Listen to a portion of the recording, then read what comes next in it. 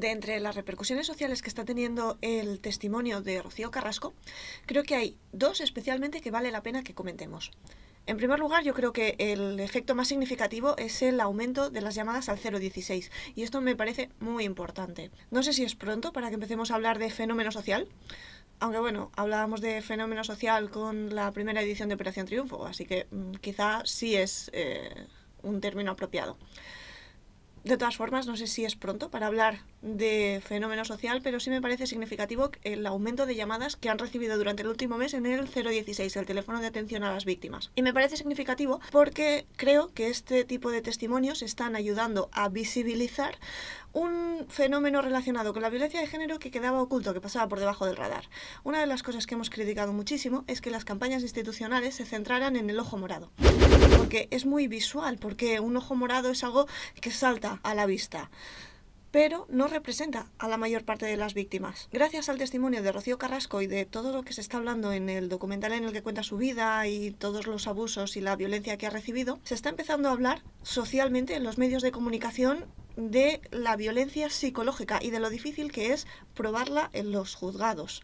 Me parece muy interesante que empecemos a hablar de este tema, que empecemos a visibilizar que la violencia psicológica no deja secuelas físicas. Es muy difícil un parte médico por abuso psicológico. Un ataque de ansiedad, por ejemplo, es un parte médico que prácticamente ningún juez va a tener en cuenta como caso aislado. Me parece importante que empecemos a visibilizarlo, que empecemos a dar cuenta de lo difícil que es probar este tipo de abusos, y también me parece muy significativo cómo pasan por debajo del radar, cómo incluso la propia familia es capaz de naturalizar este tipo de comportamientos abusivos, no darles la importancia que tiene y además contribuir al reforzamiento de este tipo de conductas violentas y abusivas. Y es que el papel de las familias también es muy importante, sobre todo por cómo contribuyen en muchísimos casos a normalizar los comportamientos abusivos y cómo contribuyen a reforzar el abuso psicológico, la violencia psicológica.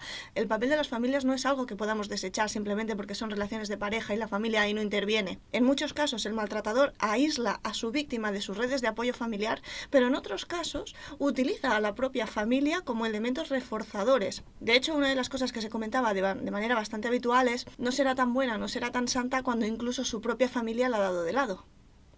Bueno, esto es bastante significativo de cómo el maltratador aprovecha estas dinámicas familiares para machacar aún más a la víctima, para aislarla y para que no tenga a quién recurrir para pedir ayuda, porque se van a poner de su lado. Esto también es muy importante. Apenas el 10% de las denuncias las pone el entorno familiar de la víctima. Culpamos a los medios de comunicación, culpamos a los hombres violentos, culpamos al alcohol, a las drogas, a la educación, culpamos a muchos factores, pero muy pocas veces hacemos este trabajo de introspección de si en mi familia ocurriera un caso similar, ¿cómo actuaría yo?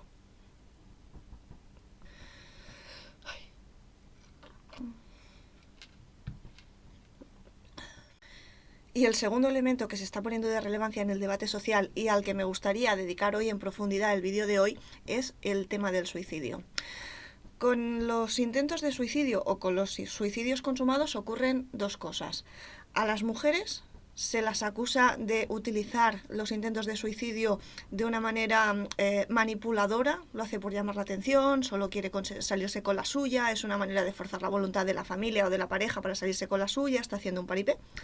Y en el caso de los hombres, se instrumentaliza los suicidios consumados.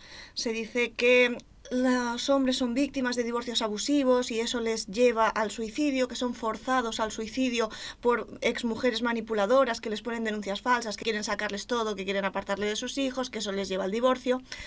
Bueno, voy a hacer mención primero a esta instrumentalización, a este segundo efecto alrededor del suicidio, porque me parece interesante, pero el primero, el de las mujeres utilizan los intentos de suicidio para hacer el paripé, etcétera, lo mencionaré luego porque creo que vale la pena entrar en profundidad. Sobre la instrumentalización de los suicidios consumados o incluso de las tentativas de suicidio de los hombres. Se dice siempre que los hombres se suicidan más que las mujeres. Forma parte de la sabiduría popular el dato de que los hombres se suicidan más que las mujeres. Sin embargo, esta conclusión lo que oculta son multitud de factores que creo que vale la pena en los que nos detengamos. Sí, es cierto que los hombres se suicidan más que las mujeres, pero lo cierto es que las mujeres lo intentan más que los hombres, de hecho, 4 veces más. ¿Qué ocurre? Que los hombres utilizan métodos más violentos para consumar el suicidio. Los hombres utilizan métodos más expeditivos, más violentos y con menor rescatabilidad. Las mujeres, en cambio, suelen recurrir... Esto tiene lo que denominan los expertos una alta rescatabilidad, es decir, utilizan métodos menos violentos y que son más fácilmente rescatables, de tal modo que las tentativas de suicidio que llevan a cabo las mujeres no culminan con éxito. Entonces, sí es cierto que los hombres se suicidan más, pero las mujeres lo intentan más. Es decir, hay una mayor prevalencia de las tentativas de suicidio en las mujeres que en los hombres. Entonces sí es cierto que los hombres se suicidan en mayor número que las mujeres, pero las mujeres lo intentan más veces. Sobre la instrumentalización del fenómeno del suicidio de los hombres por parte de colectivos que se dicen a sí mismos víctimas de la ley contra la violencia de género, víctimas de denuncias falsas. Insisto, se lo dicen a sí mismos. En muchísimas ocasiones no tienen una sentencia de un juez contra su expareja que diga que les ha puesto una denuncia falsa. Lo único que tienen es su propio testimonio y en ocasiones sí que lo que tienen son condenas en contra. Es decir, se dicen a sí mismos víctimas de denuncias falsas, pero su exmujer no tiene una condena por denuncia falsa y ellos sí suelen tener condenas por maltrato. Vale, este perfil de hombre. Este perfil de hombres que forman parte de estos colectivos man defenders, lo que hacen es utilizar el fenómeno del suicidio masculino para atacar a la ley integral contra la violencia de género, a los colectivos feministas y, bueno, en general a las mujeres que se divorcian porque, a su juicio, los juzgados de familia son una especie de juzgados feminazis que dan siempre la custodia a las mujeres, que les imponen pensiones abusivas, etc. Bueno, este es su argumentario. Podríamos entrar a desmenuzarlo en detalle, pero creo que tampoco forma parte del vídeo de hoy, tampoco es de lo más interesante. Lo que sí me parece interesante es que nos detengamos un poco en esta instrumentalización que hacen atribuyendo los divorcios con lo que ellos consideran cláusulas abusivas o incluso las denuncias por violencia de género que ellos consideran falsas, atribuirlo como causa del suicidio masculino. En 2018 circulaba un bulo que decía que 9.000 hombres se suicidaban cada año víctimas de divorcios abusivos. Bueno, esto en 2018 nos cogimos los datos sobre el fenómeno del suicidio, que además está contemplado en las estadísticas del INE, y lo que vimos es que, ojo, como máximo, en total, en el año 2014, que fue cuando hubo el pico, se suicidaron en total 2.500 hombres. ¿Cómo se van a haber suicidado 9.000 por divorcios abusivos, si en total divorciados, solteros, casados, viudos, en total se han suicidado 2.500? Bueno, pues entonces corrigieron el bulo y entonces ya no son 9.000, ahora son 2.000. De estos 2.500 como máximo que se divorcian víctimas de divorcios abusivos, porque claro, si solo se suicidan 2.500, 9.000 no pueden ser víctimas de divorcios abusivos. Así que han corregido el meme y esos 9.000 han pasado a ser 2.000. Que sigue siendo una cifra escandalosa, pero de esos 2.500, en total 2.000 son víctimas de divorcios abusivos. ¿Y cómo lo sabes? Para empezar, eso es presuponer que de los 2.500, si 2.000 eran divorciados, los 2.000 se estaban divorciando en ese momento y además eran víctimas de una mala mujer, manipuladora, bruja, etcétera, que les quería sacar de todo, una pensión estratosférica, quedarse con la pensión de los hijos, el coche, la casa y el perro. Bueno, pues eso ya es mucho suponer, porque un hombre divorciado que no se ha vuelto a casar es un hombre divorciado haga un año o haga 20 que se divorció. Y en las estadísticas de suicidio sigue contando igual por ese estado civil. Da igual que se haya divorciado hace 6 meses o hace 20 años. Sin embargo, un hombre que se ha divorciado hace 20 años difícilmente se le podrá considerar una víctima de un divorcio abusivo 20 años después. Bueno, pues lo contemplan igual. ¿Qué más da? Lo que más me sorprende de este tipo de bulos es que cuelen y que además se difundan de una manera acrítica y prácticamente sin cuestionárnoslo. Un meme con una cifra, con un dato, con una imagen muy llamativa, sin fuente, que se difunde en cadena, se convierte casi en viral en determinados círculos, sin que nadie se lo cuestione, sin que nadie llame la atención sobre, oye, ¿y este dato de dónde sale? ¿Quién lo dice? ¿Cuál es la fuente? ¿De dónde sale? ¿De dónde sale esta información? ¿Os pasan un puto meme con datos sacados del culo y lo difundís sin planteároslo siquiera? Menos mal que tenemos al alcance de la mano todo el conocimiento del mundo, que si no, yo no sé qué sería de nosotros, ¿eh? La realidad es que quienes se encargan de estudiar el fenómeno del suicidio, a la conclusión a la que han llegado es que las causas son multifactoriales, es decir, no se pueden atribuir a un único fenómeno, a una única variable. Y además, en el caso de los hombres divorciados, en particular, estas causas suelen estar relacionadas más bien con el rol de proveedor que han perdido, con la pérdida de sentido de sus vidas, con la pérdida de su identidad que habían construido alrededor de su rol de proveedor familiar, con ese vacío, con esa pérdida de identidad que sienten, con esa pérdida de sentido de sus vidas. Suele estar relacionado las causas del suicidio con ese fenómeno, que no con una exmujer malvada, bruja, manipuladora que quiere sacarle la pensión. Lo que pasa es que explicarlo así pues da un poco menos para meme. Y en el caso de las tentativas de suicidio de las mujeres, me gustaría poner el foco en algunos fenómenos que se han comentado mediáticamente a raíz del testimonio de Rocío Carrasco. Uno de ellos es una noticia que publicó el diario El Mundo y de la que se han hecho eco otros medios de comunicación, singularmente aquellos más encendidamente en contra de la ley integral contra la violencia de género y aquellos más vehementemente antifeministas. Se han hecho eco diciendo que, según el parte médico, que además creo que lo han publicado, en cualquier caso, el diario El Mundo publicó que se había tomado 3 pastillas con intención de suicidarse. La realidad es que se había tomado 3 tipos diferentes de pastillas, que es muy diferente. Obviamente, como podréis imaginar, no es lo mismo decir se ha intentado suicidar tomando 3 pastillas que se ha intentado suicidar tomando 3 tipos de pastillas diferentes. El mensaje que se transmite no es el mismo. Y es que este tipo de mensajes van encaminados precisamente a desacreditar a las mujeres que han sufrido violencia de género y que como última salida, su último recurso, porque no tienen otros recursos emocionales para enfrentarse al dolor que sienten, que se han encontrado absolutamente aisladas, en soledad, que, como decía, ni siquiera han podido recurrir a su propia familia, aisladas de sus redes de apoyo, a quienes no les queda nada, que ya no saben cómo lidiar con el dolor, que no saben cómo enfrentarse, que no le ven otra salida, recurren al suicidio. También se las intenta desacreditar. El recurso a estás loca es algo con lo que seguramente se ha tenido que enfrentar a lo largo de su vida, como cualquier mujer que haya sido víctima de violencia de género. El estás loca, todo te lo inventas, es una acusación muy frecuente para desacreditarla, esto que llamamos luz de gas, de lo que también se está hablando y también me parece muy interesante. Desde los colectivos feministas hace mucho tiempo que llevamos trabajando sobre este concepto, sobre la luz de gas, para intentar darlo a conocer y que la sociedad se implique y entienda qué significa esto y cómo te hacen llegar a dudar de tu propio criterio. Y por lo tanto, como víctima de violencia de género es muy difícil identificarte cuando directamente ni siquiera confías en tu propio criterio, no ya en los testigos, que en muchos casos son inexistentes, no ya en los vecinos que ponen corcho en la pared para no oír tus gritos, en la familia que contribuye al maltrato, cuando además dudas también de tu propio criterio porque te han hecho dudar de él, porque te han convencido de que estás loca, de que te inventas las cosas, de que te crees todo lo que ves en la tele, te crees todo lo que lees en los libros, te crees todas las películas, te montas tus propias historias, te haces la víctima. Cuando te intentan convencer de todo esto, llegas a dudar de tu propio criterio, con lo cual es muy difícil verte reconocida como víctima. Y entonces, en el momento en el que algo desencadena que ya no puedas más, que ya seas incapaz de afrontar tanto dolor, en el momento en el que ves el suicidio como la única alternativa que te libere de tanto dolor, porque lo normal es que no quieras acabar con tu vida, sino que lo que quieres es acabar con el dolor, que es muy diferente. En ese momento arrasas con todo lo que tengas por delante, da igual, antidepresivos, antiinflamatorios, ansiolíticos, ibuprofeno, con lo que sea, arrasas con todo el botiquín, porque lo único que quieres es quitarte de medio y acabar con el dolor.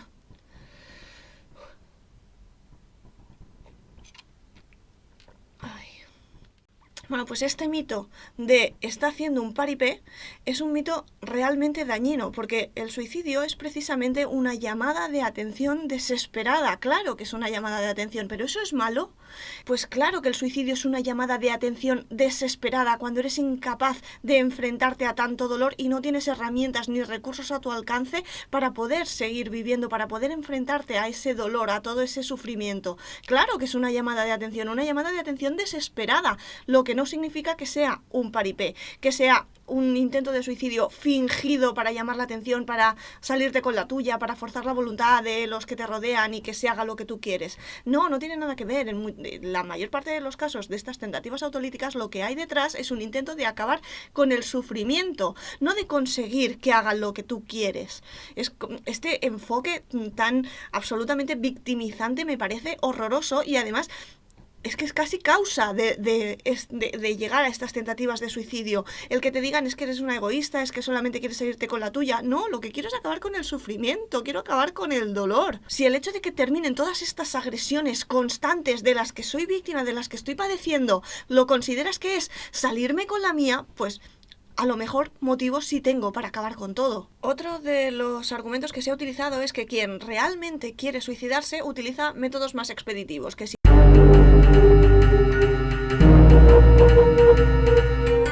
de lo que tiene que ver con el consumo de pastillas son intentos autolíticos. Cuando alguien quiere matarse de verdad... Bueno, no necesariamente. Para empezar, hay una serie de mitos asociados al suicidio que son los que condicionan la conducta suicida. Me explico. Si a través de las películas, de las series, etcétera, de todos los medios de comunicación te llega el mensaje de que con las pastillas y mezclándolas con alcohol es posible suicidarse, pues es muy fácil que recurras a este método.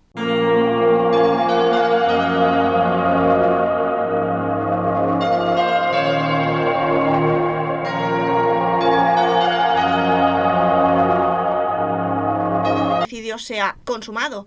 Entonces, ¿qué haces? Pues recurres a ese mito social alrededor del suicidio que dice que si te tomas pastillas y las mezclas con alcohol es más probable que llegues a suicidarte. Existe este mito, existe esta idea, casi incluso diría romantizada a través de series, a través de películas, etcétera. Si no tienes conocimientos médicos no tienes por qué saber que esto no...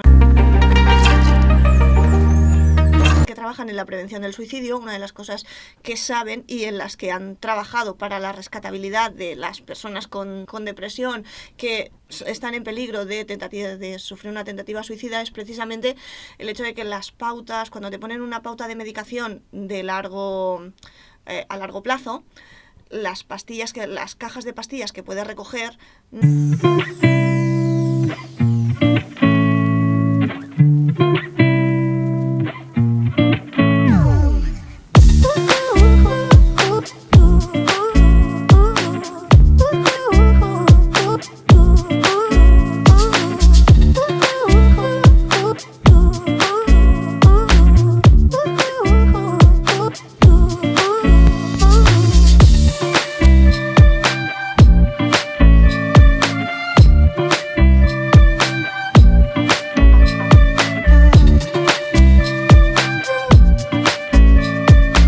que saben que son gente con mucho riesgo. Esto ayuda a que una persona con depresión que tiene factores de riesgo encaminados a las tentativas de suicidio no tenga a su alcance o no se le pongan de una manera fácil a su alcance herramientas para poder consumar esta tentativa suicida. No se le dan 12 cajas de pastillas a la vez, sino que se las van dosificando a lo largo de un año. Sin embargo, la persona paciente, la persona sujeto de este tratamiento no tiene por qué saber esto. Ahora sí, ahora es Vox Populi gracias a los medios de comunicación. Gracias, buen trabajo. ¿En qué puede incidir todo esto? Pues en que las tentativas de suicidio que se produzcan a partir de ahora tengan una menor rescatabilidad porque precisamente se les ha comunicado a aquellas personas con factores de riesgo hacia el suicidio.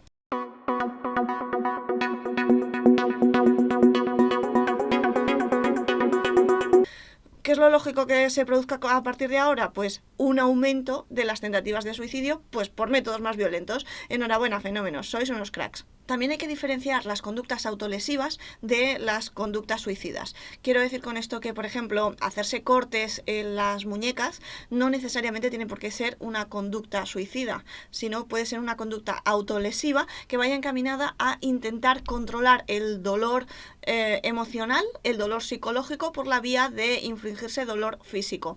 Yo no soy psicóloga, no soy experta en este tipo de cuestiones, pero sí que creo que conviene diferenciarlas, más que nada porque una vez más se suele acusar a esas personas, este tipo de personas que tienen conductas autolesivas, de hacerlo por llamar la atención, de hacer un paripé, de montar un escándalo por, montar una especie de show para salirse con la suya, etcétera.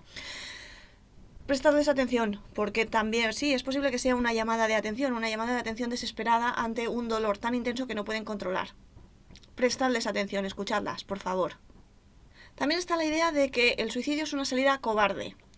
Bueno, hay que tener muchos huevos para intentar suicidarse. Está también la idea de que el suicidio es la salida cobarde, de que como no eres capaz de enfrentarte a todo aquello que te produce ese dolor, ese sufrimiento, como no eres una persona capaz de enfrentarte a todos esos factores externos que te producen ese sufrimiento, utilizas la salida cobarde, que es la del suicidio, para quitarte de en medio y huir de todos los problemas. El suicidio no es una cuestión ni de cobardía ni de valentía, es una cuestión de sufrimiento y de soledad.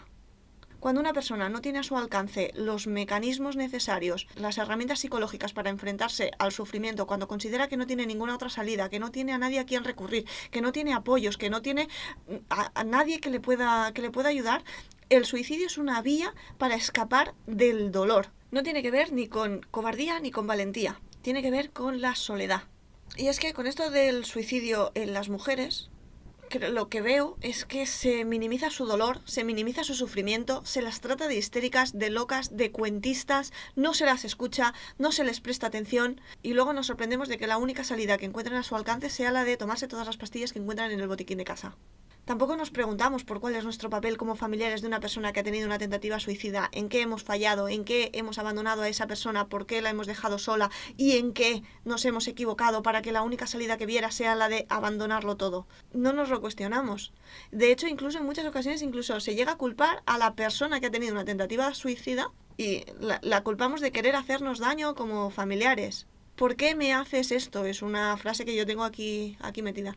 Como si esa tentativa de suicidio no fuese encaminada a acabar con la propia vida, sino a provocar sufrimiento en los familiares. O sea, no se preguntan en qué han fallado los propios familiares y en qué han dejado sola a esa persona, sino que lo que se preguntan es ¿por qué esa persona quiere hacerles tanto daño? En cuanto a la relación entre tentativas de suicidio o suicidios consumados incluso y violencia de género, también está ampliamente documentada y estudiada. Las mujeres víctimas de violencia de género tienen hasta 12 veces más probabilidades de sufrir una tentativa de suicidio que la media de las mujeres. Y además el doble de probabilidades de sufrir problemas físicos o mentales, que además se utilizan como un mecanismo estigmatizador de la propia mujer que sufre violencia de género. Es decir, la violencia de género le provoca una serie de problemas a nivel psicológico y esos problemas psicológicos se utilizan como forma de desacreditar su testimonio, como forma de desacreditar su experiencia vital. No, claro, es que como estás deprimida, como tienes síntomas de ansiedad, eso significa que la violencia de género te la inventas. Miedo, ansiedad, fatiga, estrés postraumático, desórdenes del sueño, desórdenes de la alimentación, son algunos de los síntomas que presentan las víctimas de violencia de género y que además son utilizados en contra de las víctimas de violencia de género para desacreditar su testimonio.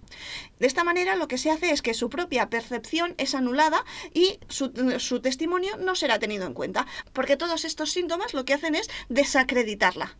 Es decir, en lugar de utilizarse como prueba del maltrato que está sufriendo, lo que se hace es utilizarlo como prueba de que se lo inventa todo. Se calcula que el maltrato es la causa de aproximadamente el 25% de todas las tentativas de suicidio de mujeres. Aproximadamente en la última década entre 200 y 250 mujeres han sido víctimas de la violencia de género, han perdido la vida por causa directa de la violencia de género y sin embargo estas víctimas no aparecen en las estadísticas. Es precisamente por esto por lo que digo que cuando hablamos de violencia de género, las mujeres asesinadas por sus parejas o por sus exparejas son solo la punta del iceberg. El bulo machista dice que cada año son empujados al suicidio 2.000 hombres víctimas de divorcios abusivos. Sin embargo, con datos, sabemos que entre 20 y 25 mujeres cada año pierden la vida directamente víctimas del maltrato. Son forzadas al suicidio por causa del maltrato y sin embargo esas mujeres no cuentan en las estadísticas.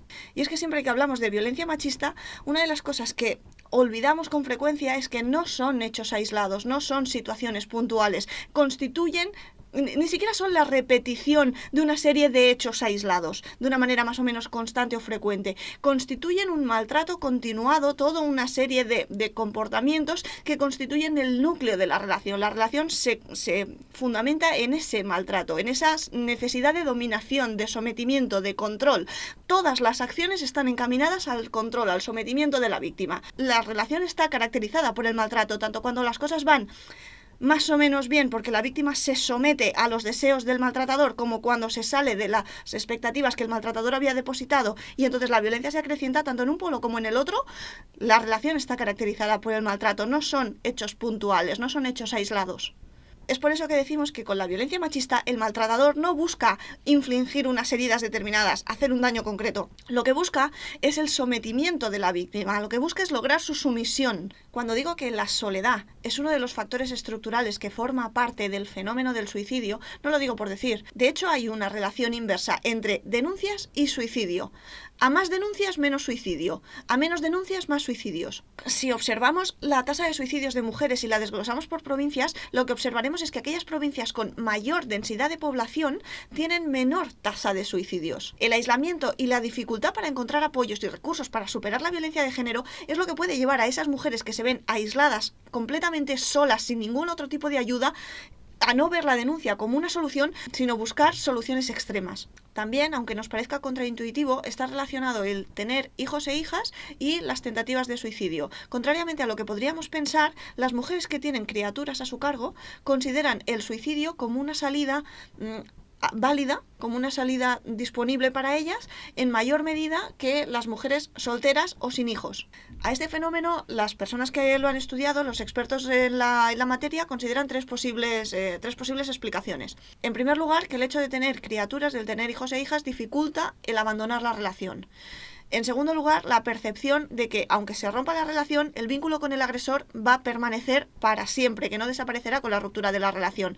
Incluso la percepción, en muchos casos avalada por las propias administraciones públicas, de que, aunque se ponga fin a la relación, la violencia psicológica continuará por la vía de la custodia, del régimen de visitas, etcétera, es decir, utilizando a las criaturas para seguir manteniendo esa violencia y ese control, ese sometimiento de la mujer, utilizando a los hijos e hijas como partícipes de la violencia, lo que hemos llamado violencia vicaria. De hecho, es muy probable que tengan motivos más que justificados para pensar esto, porque en muchos casos se han producido ya anteriormente intentos de separación previa y este tipo de violencia se ha recrudecido precisamente cuando la víctima intenta abandonar al maltratador, intenta alejarse y de ese modo no se somete. Es cuando la violencia se recrudece, cuando ha tenido tentativas previas de abandono, sabe que en esos casos la violencia se recrudece y entonces le ve todavía muchísimas más dificultades a poner fin a esa relación. En esos casos, el suicidio se contempla como una salida válida. Y en tercer lugar, la tercera causa que los expertos que han trabajado sobre el fenómeno del suicidio relacionado con la violencia de género, la tercera causa a la que lo atribuyen es al deterioro psicológico y social. Esto es muy importante, deterioro psicológico pero también social, que sufre la víctima, que se añade como un estresante añadido que contribuye al derrumbe emocional de la víctima y que no le vea otra salida. Es decir, tenemos por un lado la dificultad de abandonar la relación, por otro lado el hecho de tener criaturas que se considere un mecanismo para seguir maltratando a la mujer y que imposibilite el romper la relación por completo, y en tercer lugar el deterioro psicológico y social por el abandono y el aislamiento que ha sufrido la víctima. Y ahí también interviene el abandono familiar. Otro dato. Después de una tentativa de suicidio en una relación caracterizada por la violencia de género, la petición de ayuda para la mujer víctima parte del maltratador, porque el maltratador quiere continuar la relación, pero bajo un patrón de dominación-sumisión. En el 88% de los casos, no ayudó a que mejorara la relación. Y en el 54% de ellos, el maltratador culpabilizó a la víctima. Me gustaría terminar este vídeo con una frase de Enriqueta Chicano, presidenta de la Federación de Mujeres Progresistas, que yo creo que resume perfectamente toda esta idea de que el suicidio o las tentativas de suicidio de las mujeres son una manera de llamar la atención o un paripé, un show para salirse con la suya. Es una frase que publicó en el libro Suicidio y Violencia de Género, cuyos autores son Miguel Lorente, Cruz Sánchez y Covadonga Naredo. Yo creo que esta frase resume perfectamente toda esta idea de que las tentativas de suicidio en mujeres, especialmente mujeres víctimas de violencia de género, pero no solo, sino a nivel general, que las tentativas de suicidio por parte de mujeres son un show, un paripé, una forma de llamar la atención o de salirse con la suya. Dice Enriqueta que un intento de suicidio es sin duda un grito pidiendo ayuda, un aviso de que algo anda terriblemente mal y que debe ser tomado con la máxima seriedad.